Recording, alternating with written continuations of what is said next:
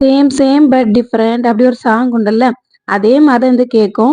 நம்ம ஆல்ரெடி பண்ண same cake தான் பண்ண போறோம். ஆனா அதுல கொஞ்சம் டிஃபரன்ஸ்லாம் இருக்கு. கஸ்டமர் கால் பண்ணும்போது நம்ம ஆல்ரெடி YouTubeல அப்லோட் பண்ண ஒரு வீடியோ நமக்கு சென்ட் பண்ணியிருந்தாங்க. சென்ட் பண்ணி இதே மாரி தான் எனக்கு கேக் வேணும். ஆனா எனக்கு வந்து ரசமலாய் ஃப்ளேவர்ல செஞ்சு குடுக்குறீங்களா? அப்படின்னு சொல்லி கேட்டாங்க.